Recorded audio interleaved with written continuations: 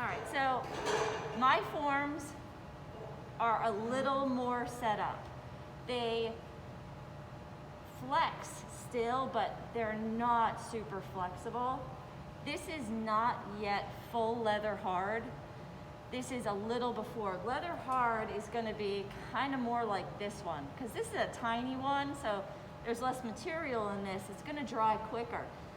The ones that have more clay, of course, are gonna take a little bit longer to dry. So leather hard is gonna be definitely like I can't flex it, it's really stiff overall. So there's gonna be some differences in stages in your forms. When the piece is not yet fully leather hard, sometimes what I can do, which is really interesting, I can actually go back and stretch the form even more. So what I'm gonna do is I'm using that technique where I'm using my finger, my thumb on the inside, and I'm pressing the clay. I can even further thin the form. So the piece is now, again, set up a little bit, so it's not gonna flex and move on me so much. This is gonna help, especially in larger pinch pots, that working on it stage by stage. So that's gonna help kind of stretch things out. But I need to talk about refinement. It's a big thing. There's a lot of fingerprinting. There's these areas that kind of look like they have like small cracks on the outside, things like that. And I definitely don't want it to look like that. So this is really important. How to use this metal rib tool. This metal rib tool is going to end up being your best friend because it will clean up and scrape a lot of extra material, but you need to learn how to use this tool. So I'm going to use the flat side of this, and I'm going to flex the tool between my fingers on one side, my thumb on the center, and this is very flexible.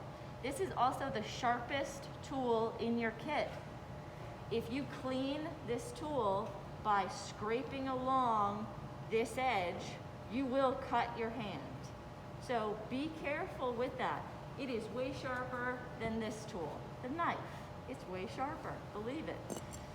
All right, so when I wanna take away excess clay, I wanna take away finger marks, things like that, I'm gonna hold this tool. If you came up to me and you tried to grab this tool out of my hand, you would not be able to. I am gripping this very tight. And I'm gonna start by using that straight edge. And I'm gonna start kind of scraping around the piece. So now I'm collecting clay. Again, I don't go like this. I'm gonna clean it off this direction. So I'm gonna go around the whole form. I'm gonna make it look worse before I make it look better. This again is evening out all of those fingerprints, all of that bumpiness. It's taking away those high points. So I usually start this with the form upside down.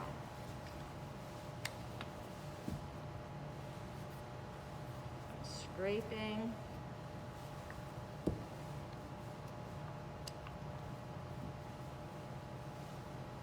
Now again, remember, this form has set up a little bit more than being really wet. If it was really wet and I'm putting pressure on it like this, I would dent the form horribly.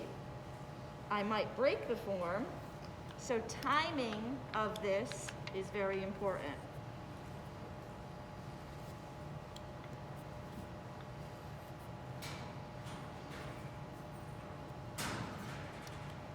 All right, so I already see a huge difference in just the smoothness of the form. Now I'm gonna switch this tool. I am not gonna be scraping it with the edge. I'm gonna be flattening and smoothing it down with the flat side of this form. So, pushing down and working the clay.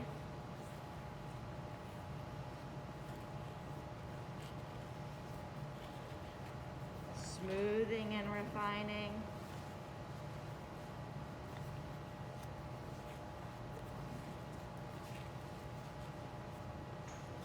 All right, so major difference from this. So for an example, one that was not refined, this bumpiness comparatively to this. So I'm still gonna need to do some work on the rim. So I usually will flip this and I'll start scraping this again. Whenever I'm using this tool, I'm making sure that I'm supporting on the rim. So this is usually my first step of refinement. Now, do all forms need to be absolutely perfectly smooth? No.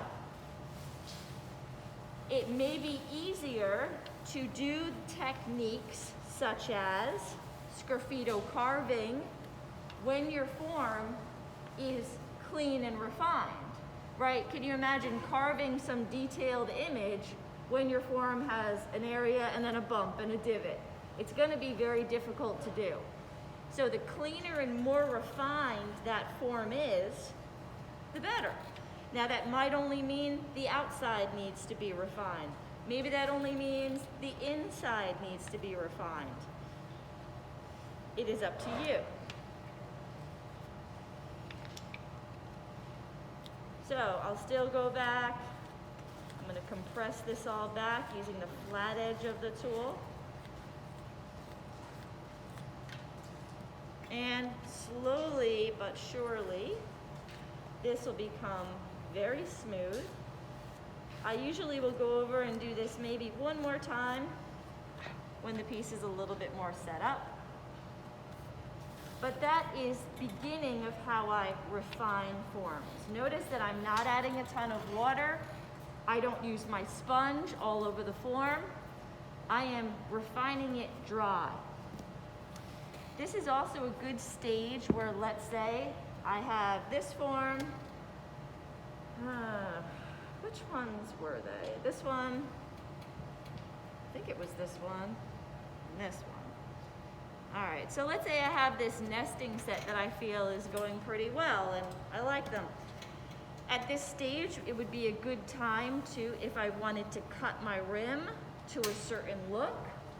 So let's say if I wanted it to look like this one, so the rim has a little bit of a movement to it, I would want to do that now. This would be a good opportunity to do it because the form has set up. But what about other things? These here. So I have a few extra pinch pots here. Some of you may want to know how I do things like the texture on the underneath of this. How do I do that? Well, I'm going to show you. You have a few choices. All of you have this tool in your kit. Some of you, hopefully, have bought the small carving tools as well. You could use either tool. It doesn't matter. It depends on what kind of texture you want. Pretty sure for that one, I just use this one, and I use the squared edge. All I'm going to do is take the corner of this, and this form is leather hard, or really close to leather hard. How do I know that? Well, all of the things that I am carving off right now are falling off immediately. If they stick back to the form, you are not ready to be doing this technique. It will end up being very messy. So this is important that I'm getting this sharp cut because it's in that leather hard stage or close to leather hard. This one, I mean, I'm trying to squeeze this and it's not moving. You know, I don't want to break it, so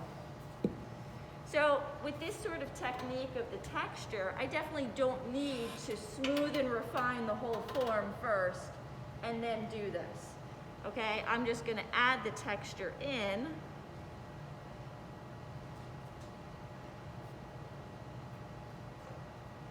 And then usually from there, because it will be a little sharp, I'll take a damp sponge and just lightly brush over it because I don't want any sharpness. Things that feel sharp or really kind of a strong edge right now will be razor sharp in bisque and will be even more sharp after glaze. So you want to make sure that edges are just smoothed over so you're not having a person grab it and they're going to cut themselves. All right, so that's this kind of texture. I could do that all over whatever I want, inside, outside. Remember though, I'm probably not going to want to do this kind of texture over the whole entire piece unless it's my pieces for smoke firing, because I would not have to do sgraffito carving or decorative carving on this, an image. That would be very difficult. All right, so here's another technique. I have a pinch pot here that's pretty thick. I intentionally left it pretty thick. I'm gonna take my wire cutter. And this is sometimes a little tricky to get started. I'm just gonna take small sections off of this. So I'm kind of planing this.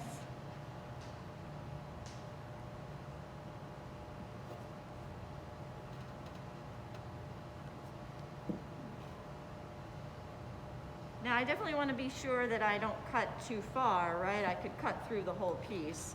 So again, I intentionally made a pinch pot that was pretty thick.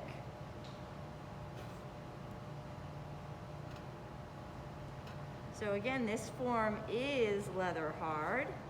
That's why I'm able to do this. These pieces that I'm cutting just naturally pull away. They are not sticking back to the form. I don't want that. So this is giving me kind of like a nice kind of rocky geode shape. And I could even move forward to the rim here.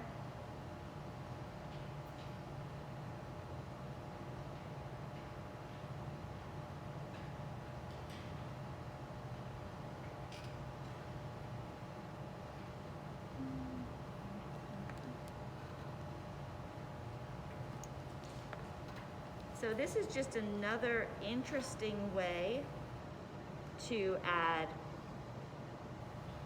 I don't know, visual interest to your forms, texture. This is a good solution if you find that your pinch pots are a little thick and you're like, I don't know how to even make them thinner. But make a form that seems intentional.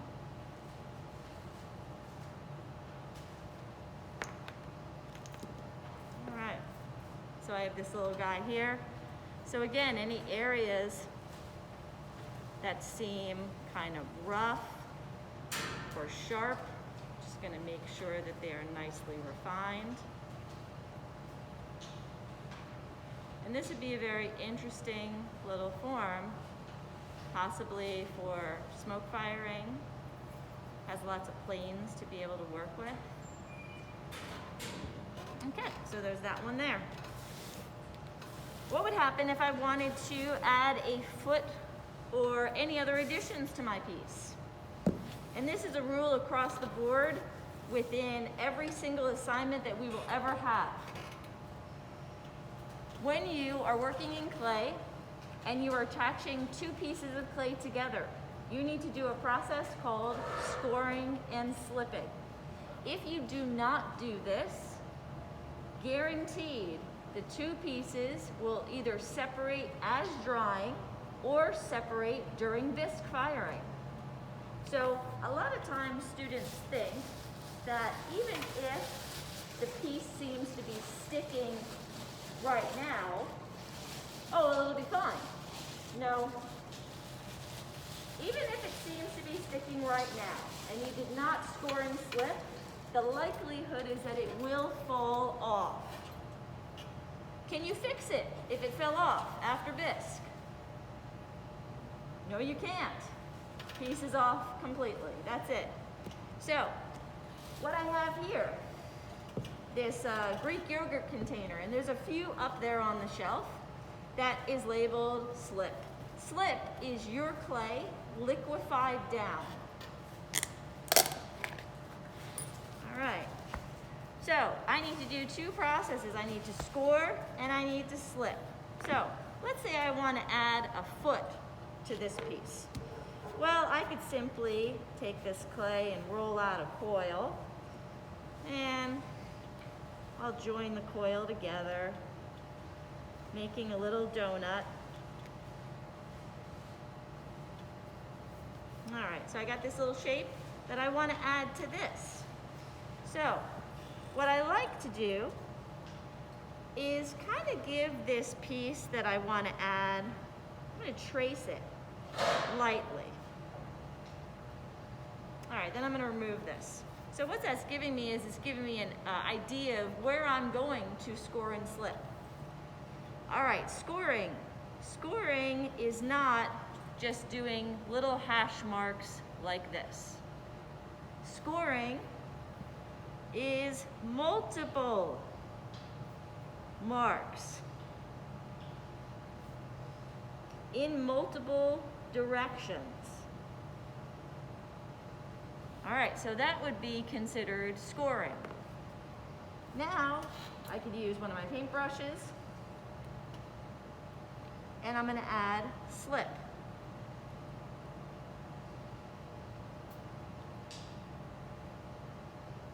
Now I am going to rescore over the slipped area.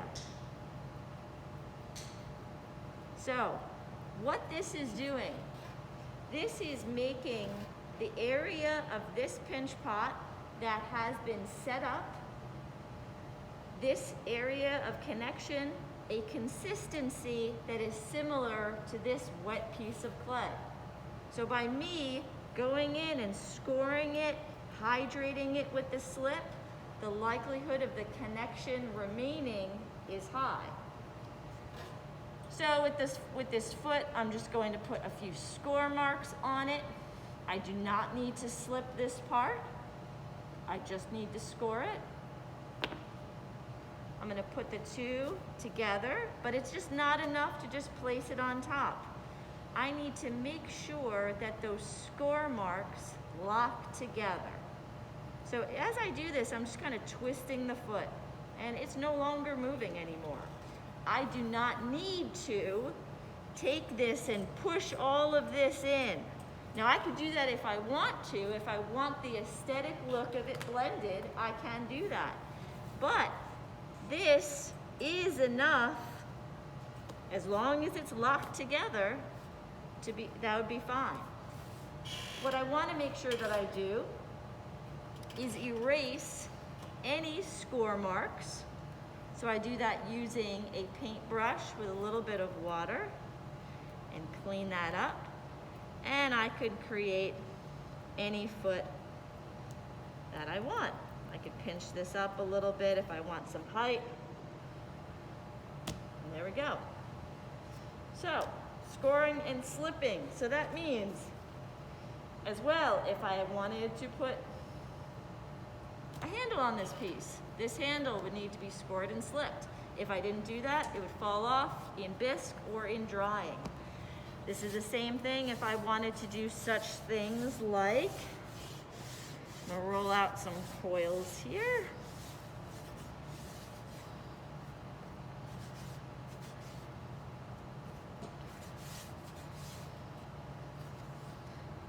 All right, let's say I have these little coils here, and I want to just twist them together.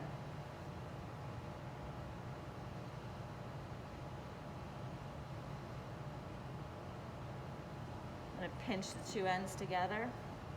And let's say I want to add this to the top of my rim. This as well, I would need to make sure the top rim here was scored and slipped well. The bottom of this was scored and slipped well, and then it was attached fully. So every sort of connection that I do, it is absolutely imperative that you score and slip. So I have showed you now how to refine your forms using a metal rib tool.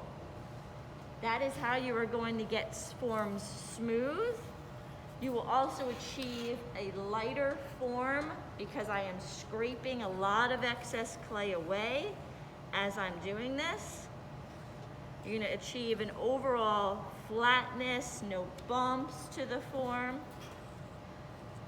So lots of different things. I've shown you how to put texture into the form and when to do it, as well as cutting the form and adding texture.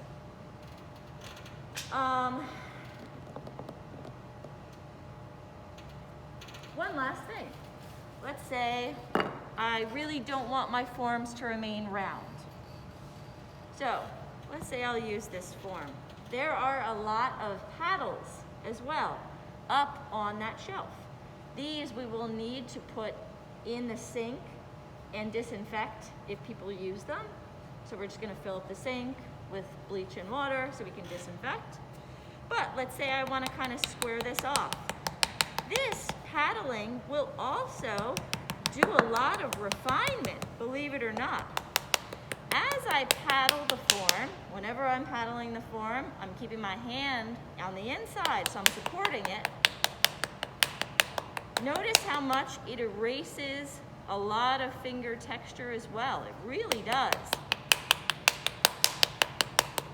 So I could go around and paddle this whole form just to actually kind of just first take away any sort of fingerprinting that I didn't like. All right, now let's say I wanted to make this square.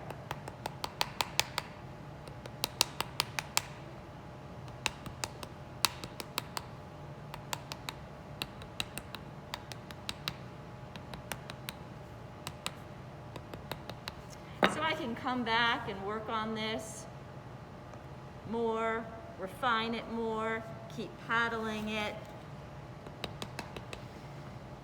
But this is a nice technique to use. I could then, if I wanted to, take my fettling knife